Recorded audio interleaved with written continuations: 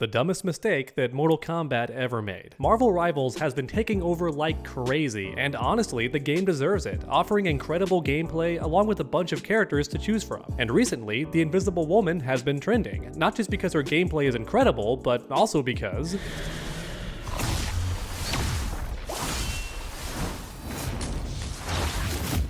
this looks like a Mortal Kombat costume, and you can't tell me it doesn't. This outfit looks straight out of Mortal Kombat 9. I know it's from the comics, but my point stands. The Mortal Kombat 1 ladies should dress like this because it would fit perfectly. But I'm getting ahead of myself. Back to Marvel Rivals. Everyone is talking about this new costume, along with every other design in the game. The men look jacked, the animals look adorable, and the women look hot. Raiden, show me who did it. She kinda bad though.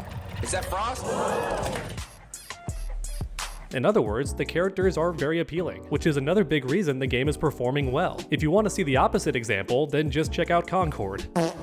Yeah, that game crashed and burned, and one big reason was the terrible character designs. Alright, but what does this have to do with Mortal Kombat? Well, with recent games, the developers have been toning down the appeal. And yes, that's what I'm going to call it for the most part, appeal. Because that's really what it is, making designs that players find most appealing. And until recently, Mortal Kombat games knew how to do this. Did they sometimes go overboard? Yes, they definitely did. But honestly, I would argue it's better to go too far in this direction than end up with something like this. I've made two previous videos criticizing Mortal Kombat's bizarre censorship in recent games, so just consider this my third film in the trilogy. Today, let's discuss why the appeal in Marvel Rivals is so effective and how Mortal Kombat could learn from it. Despite what some people might think, it's not about being revealing. Most women in Marvel Rivals are covered up and not showing much skin at all. But even so, they have nice figures and their outfits are flattering. This next point is hard to make while looking professional, but I'm gonna do my best, okay? Look at these two images. Can you spot the difference? I bet you can, and I don't even have to say it. One of these games gets it, and the other one does not. And that's because one outfit is flattering, while the other outfit is busy doing something else. Oh boy, I can't believe I'm doing this, but I have to mention this person to make my point. Anita Sarkeesian. This woman made a career around lying about modern games, and lying about the Hitman game is the best example, but my personal favorite was when she talked about Batman. That's right, from the Arkham games, Anita claimed that Batman had strategic butt-covering technology that kept his cape from showing off the goods. For the purposes of this video, I tried to get a glimpse of Batman's rear end,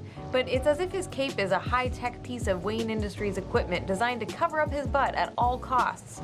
I like to jokingly refer to this aspect of a male character's costume as the strategic butt covering. And I had to bring that up because, unironically, Mortal Kombat 1 actually does this. Almost every woman in the game has their bakery covered to hide the goods. And yes, it's definitely done on purpose. Even many of the males have their cakes covered too, which I definitely find hilarious for a few reasons. Number one, Mortal Kombat is an M-rated game, yet the developers are intentionally hiding the butts. But to make things even funnier, some of these characters have great butts, which means that somebody on the team designed these characters to have nice cake, but then afterwards they were told to cover them up. In fact, some costumes in this game are clearly meant to be sexy. Just check out this Melina costume with the deep V, she's showing off tons of skin. And yet, even so, if you turn around to the back, her booty is covered. There is strategic butt covering technology in this game. Unironically, Anita Sarkeesian predicted this for Mortal Kombat 1. This game actually goes out of its way to hide the bakery. And all jokes aside, I can't think of any rational reason why developers should do this. Because like mentioned earlier, gamers are praising Marvel Rivals for doing the exact opposite. Today's game developers are being reminded on a daily basis that gamers like sex appeal. It doesn't have to be Gooner Central, just make appealing characters. Alright, let's take a step back real quick, because I didn't make this video to talk about booty. So instead, just look at the figures, and do you notice anything? The Mortal Kombat 1 characters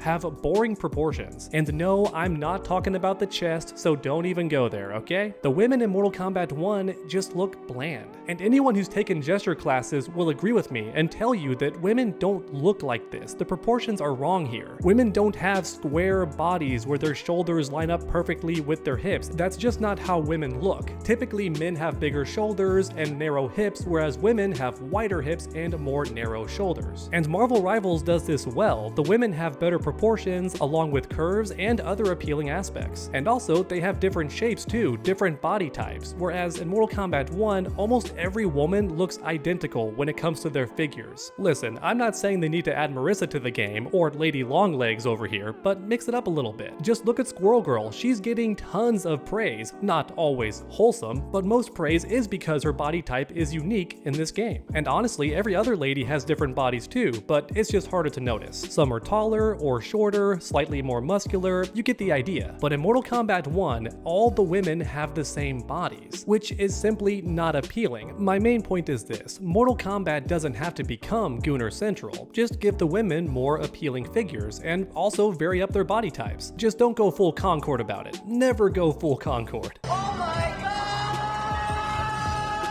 And for the record, these issues started in Mortal Kombat X, and not Mortal Kombat 1. MKX is where this censorship began, and when the figures started getting very unappealing, so I feel kinda bad dunking on Mortal Kombat 1 specifically, but it's just the most recent example. Plus, talking bad about Mortal Kombat X is an unforgivable sin. To hell with you!